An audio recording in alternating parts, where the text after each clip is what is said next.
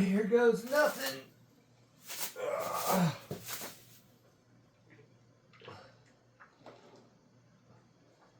Da, da, da.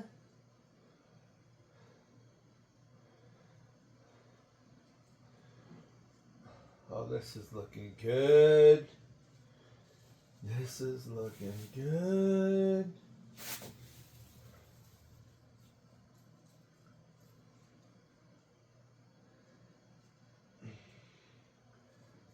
This is looking pretty good.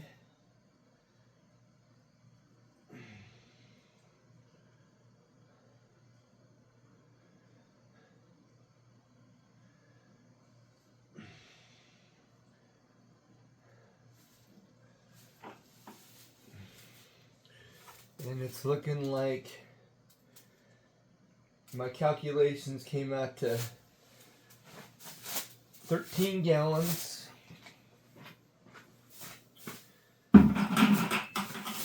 And I poured 13 and a half. That's 4.5 gallons in right now. And it's looking terrific, I have to say.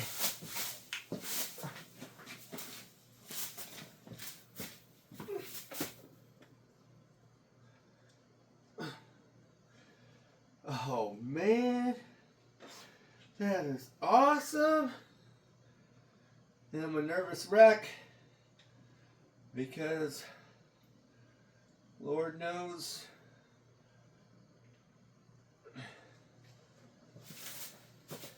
it has to be level.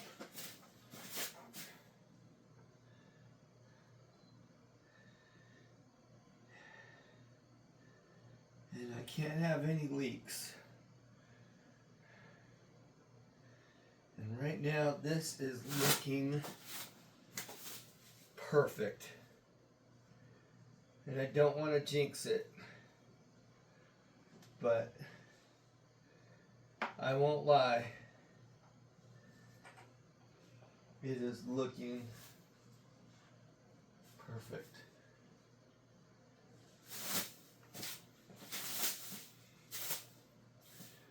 If there is a leak, I have, as seen on TV, golly, that is amazing looking. I have Flex Seal in a can. In a putty can, so I can apply it with the spatula. The resin is going to work its way underneath, so roughly 1/8 of an inch. I sealed the pieces so not much will absorb, and it'll encapsulate the off-gassing of the wood, which will minimize bubbles that are coming into the wood. And you can see this is all micro bubbles that are all accumulating. The resin's been sitting in a bucket now for 10 minutes, and I've been hitting it with the torch, hitting all the bubbles that are in the resin. And then I'm looking right now overall, and I see my reveal for my wood. I'm roughly 1/4 of an inch low throughout the whole slab and all the way through the rigger area. And that's really important, that because if I could see like a 1/2 inch or 3/8 of an inch difference between the two, that would tell me that my being level, I didn't hit the mark. And of course I'm adding weight to this. I'm using these Trojan sawhorses, which are just amazing. I mean, I think the load capacity on these things, it's crazy. It's like 800 pounds each or something like that, with a 2x4 cross bracing on them. So The inclusion is overflowing in here in the middle. Like I said, I'm down about a quarter in the middle, and none of the perimeter has been filled yet, and that's part of this 4.5 gallons that you guys see here. So you're looking and you're thinking, oh my gosh, he really overshot the mark here with his resin. But so as you can see, trying to do a calculation with not so straight lines through this valley, it's a means of calculating in increments and the width, and then dividing gallons into cubic inch, and that's how I'm able to come up with that. And then also the sealing of it is part of the calculation, and the underlayment of the pigmented resin, which I've used here, is like a liquid dye, black dye, so there won't be any translucence, no transparency. And forgive me, I've never done a tutorial on anything in my life, so I'm a little nervous right now, but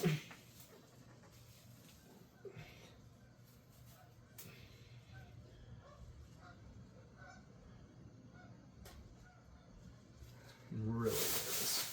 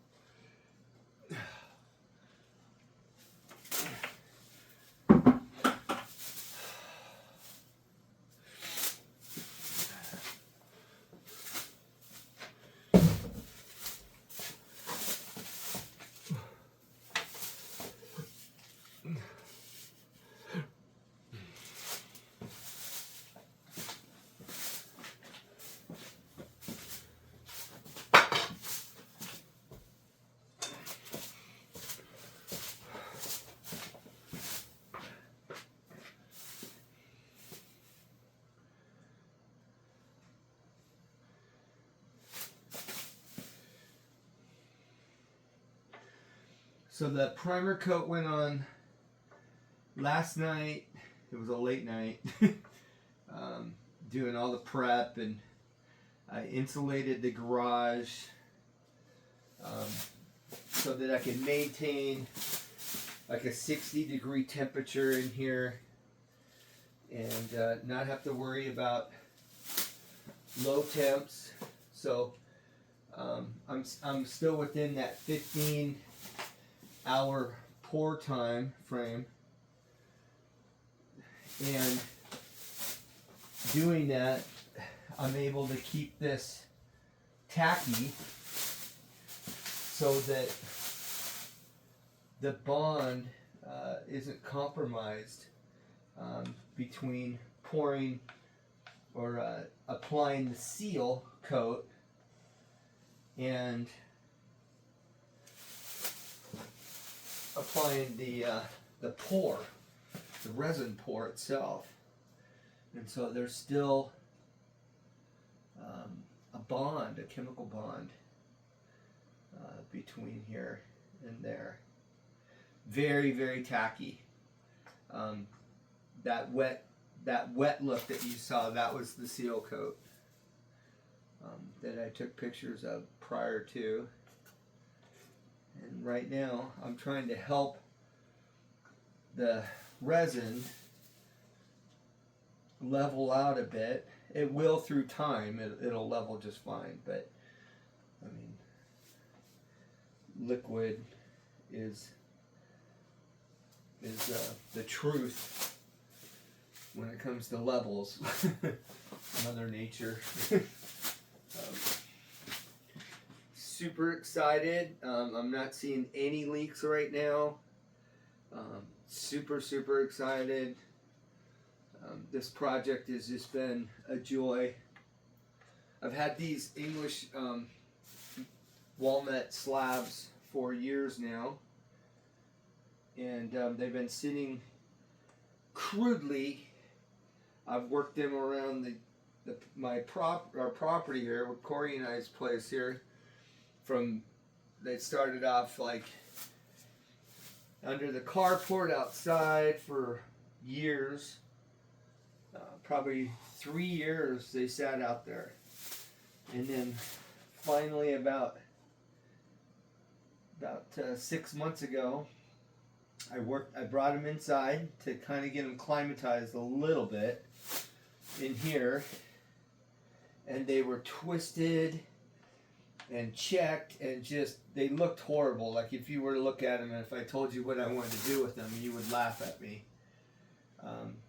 And then after spending a lot of hours watching videos on DIY guys like me trying to figure this out on our own, with the help of YouTube, and a lot of crossing our fingers and a little bit of prayer involved. But like, wow, I am so floored right now with how this is working out. I flattened the slabs myself. No, I didn't do a video of it. I just took pictures of it after I got done doing it. Because Lord knows we don't want to film the mistakes for nostalgic purposes. Why would I want to do that? But I had 7 Glad garbage bags of this particular slab with the crotch down here in the middle and the large inclusion. That was about 4.5 inches thick, and it took me, both ends of the slab were roughly 8.5 feet long, and they were so twisted and contorted that I almost didn't think I was going to be able to get a 2.25 inch slab through and through and be able to plank it out. This one here, the narrower one, it has mostly sapwood on the bottom side of it, and it when I got done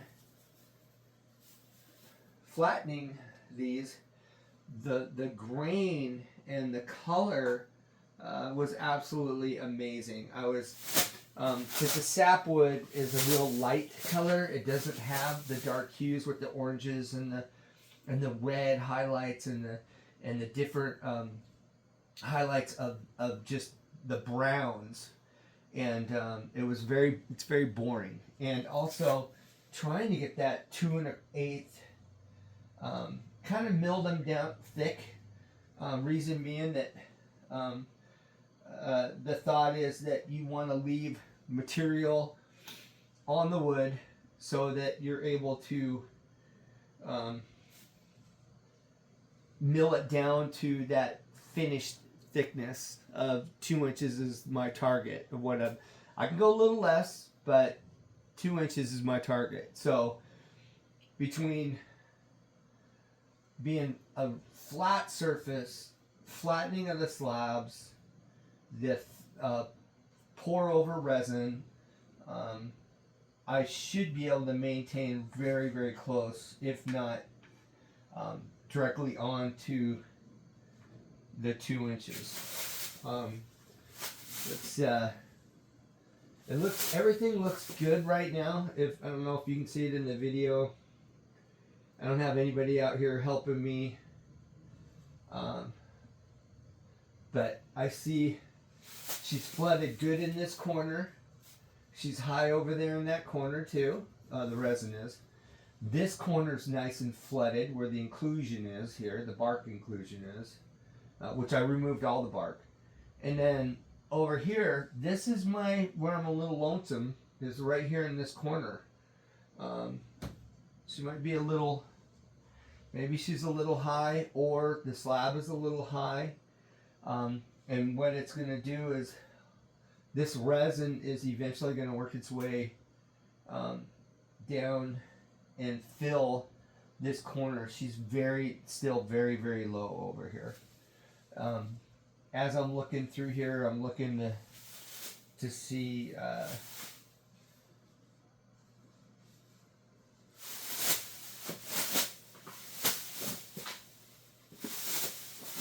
how it's filling in the sidewalls, because the sidewalls will take away from what's on the surface. So you can't just pour the surface and go, oh, I'm good, because I'll come out here in a half an hour, 2 hours, and the resin easily could be below my slab surface right now. And this, guys, this is not like, you don't pour this, pop the mold, sand it down, and life is good. It doesn't work like that. This is one step of many steps in the process. This is going to get filled and milled, reflattened, the same process that I used to flatten the slabs originally. It's the same process that I have to do after the resin cures. The resin curing time is a minimum on a 2-inch pour like this, a minimum of 2 weeks, and possibly up to three weeks. That this will be, and I could pop the sides to the mold off in say 5 to 6 days. That's not a big deal. And let the sides breathe, so to speak. But I don't want to take it off this flat mold surface, because I risk the chance of it bowing, getting some type of warp in it. So I don't want to do that. And then eventually I'm going to be putting C-channel reinforcements throughout this slab. On the underside, I'll router them in, and I'll give them slots so that the channels could move, so the wood can move with the channel supports. Also, the legs, I haven't decided whether I'm going to hand make the legs or if I'm going to go something that's prefabricated on the internet.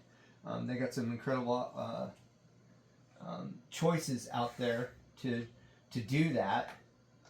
And then the other thing that's really important to note too, that you want to seal the wood, because before you pour this is one huge advantage of doing the pour before with clear, I might say.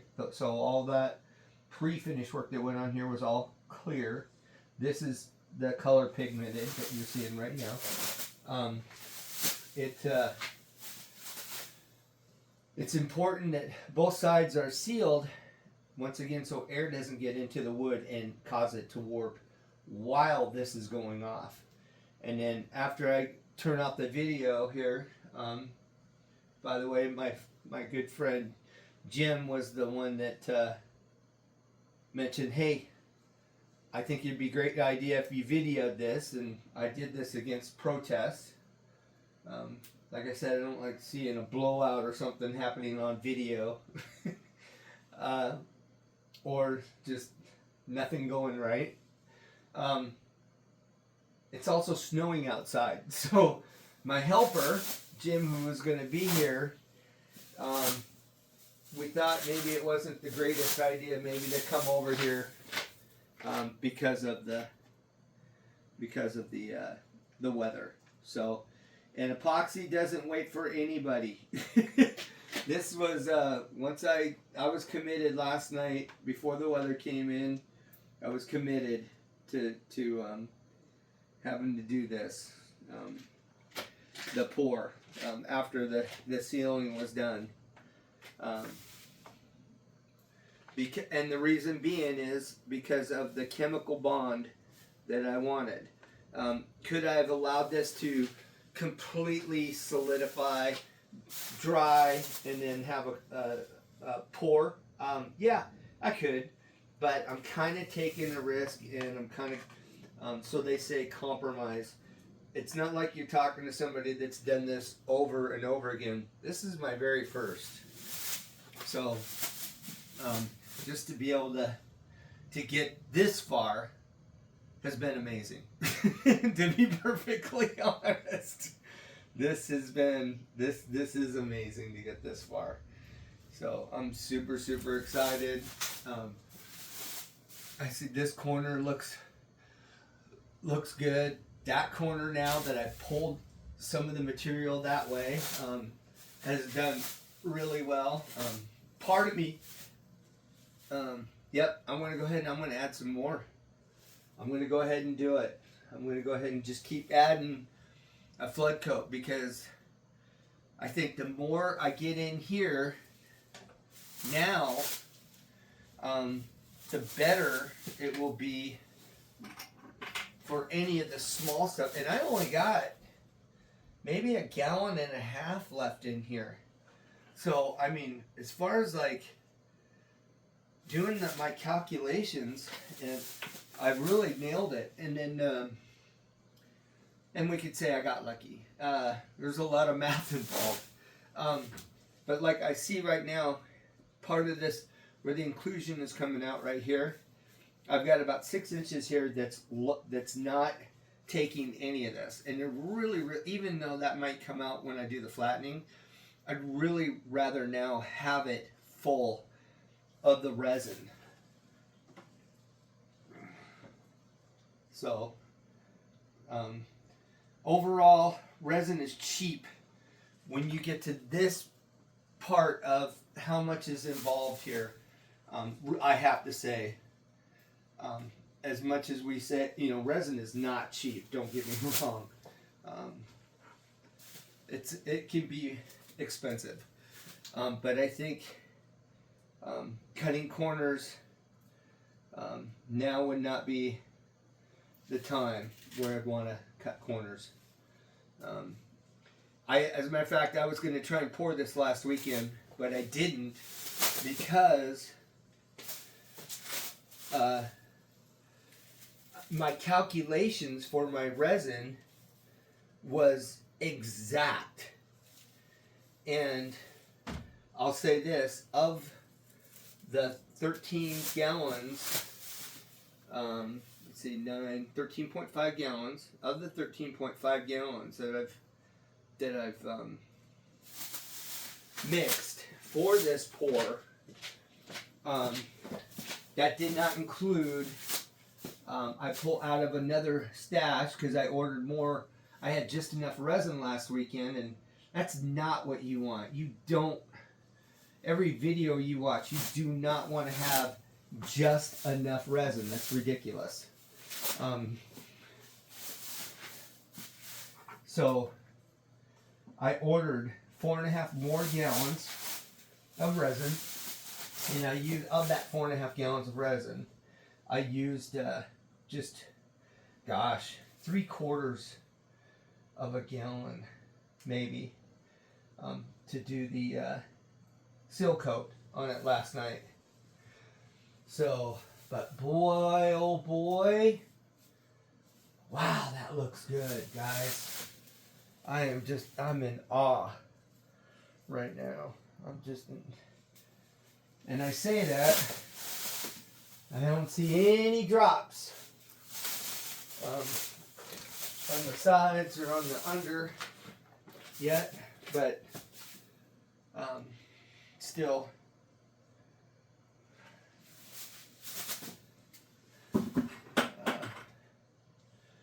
yeah. And now all of this inclusion that I have over here, all of it is full. All of this is, my goodness gracious. And the gap all going all the way around, that's from the bevel from the seal. When I built the form, I did a bead of caulk when I sandwiched the form sides together, and I ran a bead on the inside, and this was an 8-foot piece of melamine, and the table is 8 foot 1¼ inches long right now, so I can cut down the sides, and it's also roughly the finish on this is going to be 42, so it's about 43 inches wide right now.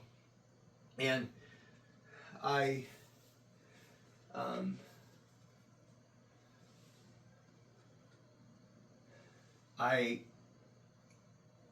have a joint about 3 inches in on this side down here, and where I extended it, that 8-foot board of melamine, so that I could mill the sides and put them down on top and then pin up. And the reason for that was, what I was told was, it's a lot easier to find a leak if you visually can see that leak coming out through the side rather than the joint if I placard the side up against the top part with the 4-foot board.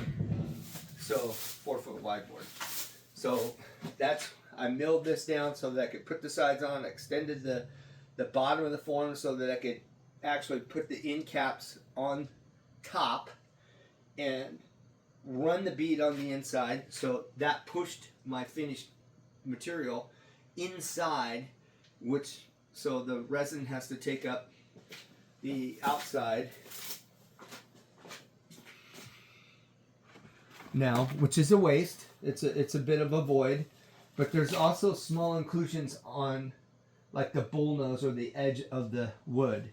And so this really gives it an opportunity to make sure that that resin gets inside those areas. So, and if you can see right now on the video, this is still dropping in. I know you can't see this, but there's little air pockets right here. So I sealed this last night, but some of these inclusions go all the way through. Some of the checks go all the way through, and I've got bubbles that are percolating up through this wood right now, and that's after sealing it. So I can only imagine how bad it would be with air bubbles right now if I didn't seal this. So where the knots are right now, the knots are still giving, they're off-gassing right now. So, and I'll be editing this video, so hopefully I'll be editing this video so you know, see all of it, see every single freaking thing. But I am so happy right now. Like I said, about the only thing that could break my heart is if I were to spring a leak, which I got a long ways. It's going to be 2 days before this starts to get firm.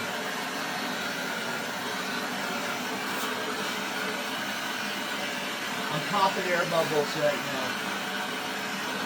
As they surface, if I don't heat these bubbles up, they'll cause major voids inside the resin and create a pocket. And going back to fill that resin or that pocket and to try to match the pigment, it'd be a pain in the butt, is what it would be.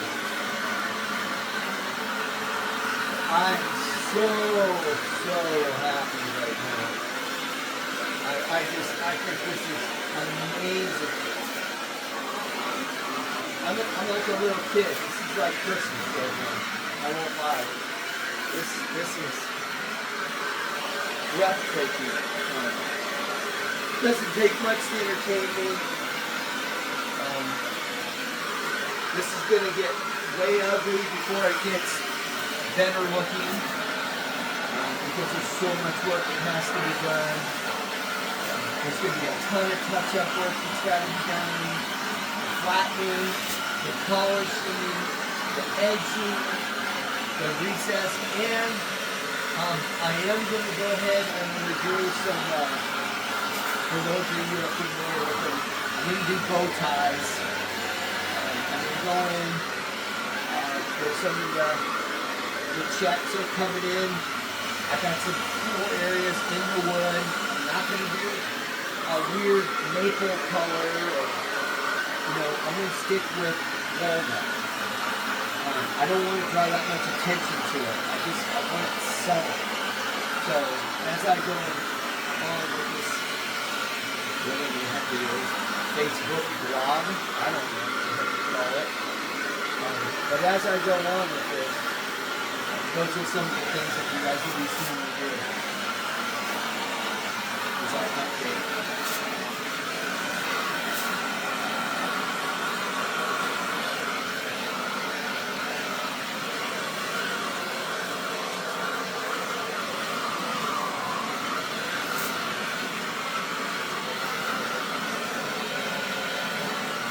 Now we'll be popping bubbles and monitoring all day. All day. I'll be doing this. So, there you go, folks.